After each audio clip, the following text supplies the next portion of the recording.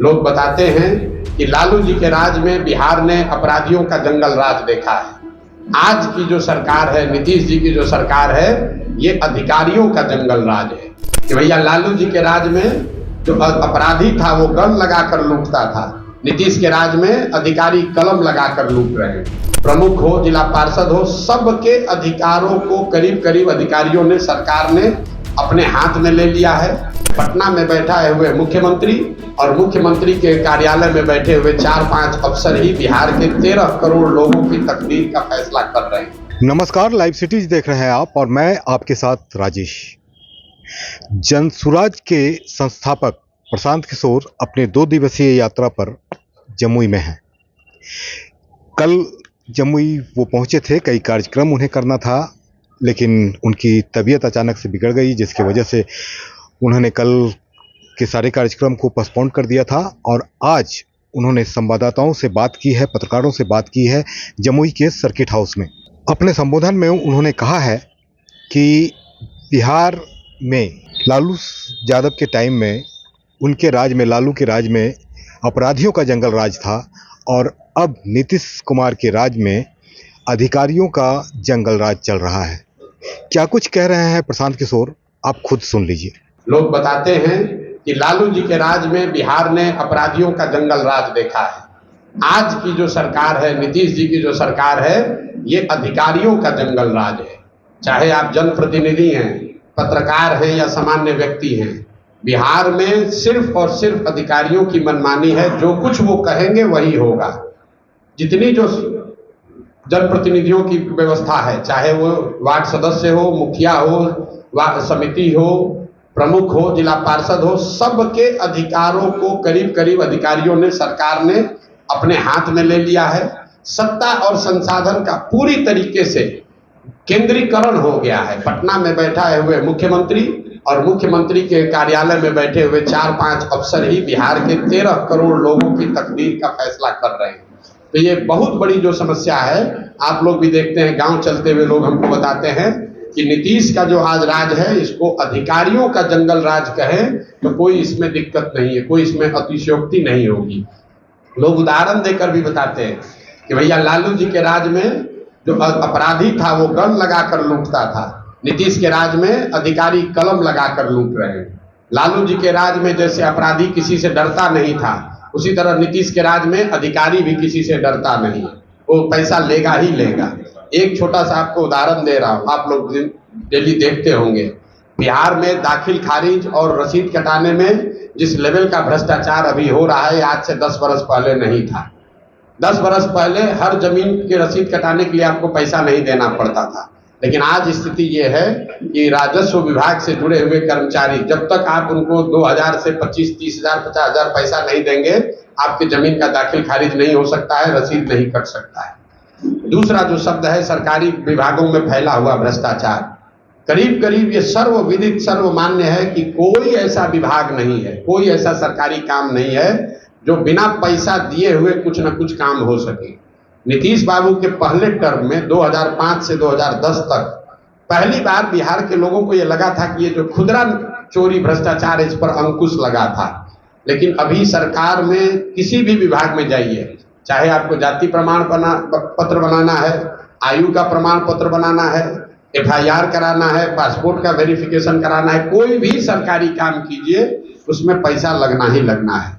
और तीसरी जो बड़ी बात लोग बता रहे हैं, नया शब्द जो बिहार में पिछले 4-5 वर्षों में आया है, उसका वो है PC, जो विशुद्ध तौर पर दलाली का अंग्रेजी नाम है।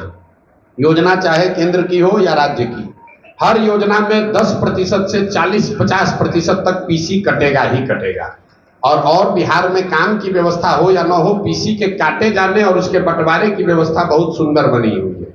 जैसे यहाँ पर केंद्र सरकार की एक योजना चल रही है, केंद्र सरकार की योजना है प्रधानमंत्री गरीब कल्याण योजना। लाभार्थियों को 5 किलो अनाज मिलना है, लेकिन लाभार्थियों को मिल रहा है 4 किलो अनाज। 20% की चोरी हो रही है। पैसा कहाँ जा रहा है? क्यों 1 किलो कम मिल रहा है? वो इसलिए कि बिहार के हर प्रखंड में, हर जिले में 30 से 35 रुपए प्रति क्विंटल के दर से इस पर PC काटा जा रहा है।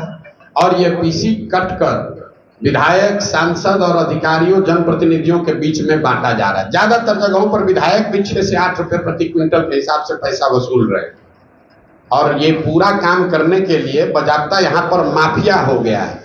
ये अनाज को पैसे में कन्वर्ट करना और उस पैसे का फिर से बंटवारा करना और फिर उसी अनाज को चैनलाइज करना। हर जिले में लोग बताते हैं 2-4 लोग बड़े यहाँ पर अनाज के माफिया हो गए, जो नया काम शुरू हो गया है। इसी तरीके से आप कोई राज्य सरकार की योजना देख लीजिए। हम लोग यहाँ विशेष राज्य के दर्जे की बात कर रहे हैं। मैं आपको एक आंकड़ा दे रहा हूँ। पिछले साल मनरेगा में बिहार को अगर 100 रुपया मिल सकता था तो यहाँ की सरकार और अधिकारियों की लापरवाही की वजह से हम लोग सिर्फ 39 रुपया लेकर आए। मनरेगा में बिहार सरकार का जो कार्य है वो देश में सबसे नीचे है।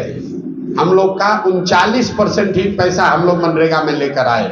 तो अगर 100 रुपया मिलना था तो 39 रुपया ही आया और जो पैसा आया मनरेगा में 40% की दर से पीसी काटा जा रहा है। तो अंततः जमीन पर 24 रुपया ही काम के लिए पहुंचा। तो योजना चाहे केंद्र की हो या राज्य की, हर में पीसी कटेगा ही कटेगा। अब एक अंतिम बात कहकर आपका सवाल लेंगे। लोगों को रोजगार नहीं है, लेकिन बिहार में 3 इंडस्ट्री बहुत तेजी से फैली है। यहाँ जो युवा है उसको आप दिग्भ्रमित कह लीजिए या मजबूर युवा कह लीजिए, वो 3 क्षेत्र हैं जो नीतीश की सरकार में लोगों को नौकरी रोजगार मिला है।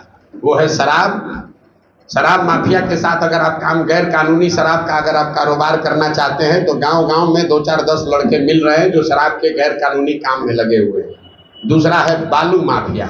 यहाँ पर रोड पर हम लोग चलते हैं, अगर 10 ट्रक ट्रेलर मिलता है तो उसमें लिख कर रखिए कि 3-4 ऐसे ही हैं जो बालू के अवैध खनन और ढुलाई से जुड़े हुए हैं। और तीसरा जो मैंने आपको बताया, ये अनाज के जो माफिया हैं। ये तीनों क्षेत्र हैं जहाँ यहाँ के लोगों को रोजी रोजगार जिसमें मिला हुआ है। आप अगर रोजगार उसको समझते हैं तो अगर बिहार में जमीनों का क्रय विक्रय का आप आंकड़ा निकालेंगे तो आपको पता चलेगा कि पिछले 10 साल में ज्यादातर जमीन खरीदने वाले वो लोग हैं जो शराब और बालू माफिया से जुड़े हुए हैं या उस तरह के अवैध कारोबार से जुड़े हुए हैं। पूरा समाज का ताना बाना इससे गड़बड़ हो रहा है और इसी वजह से नीचे जो आप देख रहे हैं इतनी परेशानी हो रही है कि लोग नीचे जो लड़के हैं वो पढ़ाई लिखाई छोड़कर बाजाब्ता शराब माफिया उनको मोटरसाइकिल दे रहा है मुफ्त में कि मोटरसाइकिल लो, 4 बोतल शराब इधर का उधर करो, 2-4 हज़ार रुपया कमा लो। या फिर बालू का अवैध खनन खरीद बिक्री में लगो, उससे आप 2-4 हज़ार रुपया कमा लो। इसी का एक वजह है कि आपको बिहार में क्राइम भी बढ़ता हुआ दिख रहा है। तो ये जो समअप मैं कर रहा हूँ, 3 जो सबसे बड़ी समस्या दिखी वो है पलायन, शिक्षा व्यवस्था का ध्वस्त होना और किसानों की बदहाली। 3 जो सबसे ज्यादा सुने जाने वाला शब्द है वो है अधिकारियों की मनमानी, सरकारी विभागों में फैला हुआ भ्रष्टाचार और सरकारी योजनाओं में काटे जाने वाला पीसी। और 3 क्षेत्र जहां लोग मजबूरी में, यहाँ का युवा मजबूरी में पैसे कमाने के लिए, परिवार चलाने के लिए कुछ कर रहा है, वो है शराब, बालू और अनाज माफिया। ये 3 नए माफिया यहाँ पर क्रिएट कर दिए गए हैं। तो सुना आपने, ये थे जनसुराज के संस्थापक प्रशांत किशोर, जमुई पहुंचे हुए हैं। क्या कुछ कहा आपने सुना। उन्होंने साफ तौर पर बताया कि लालू राज में अपराधी गन दिखाकर लूटते थे, अब नीतीश के राज में अधिकारी कलम दिखाकर लूट रहे हैं। तो बने रहिए हमारे साथ, देखते रहिए लाइव सिटीज़। अगर अब तक आपने चैनल को सब्सक्राइब नहीं किया है तो सब्सक्राइब कर लें। फेसबुक पर अगर आप वीडियो को देख रहे हैं तो पेज को जरूर लाइक कर दें और ट्विटर पर भी हमें फॉलो करना मत भूलिएगा। धन्यवाद।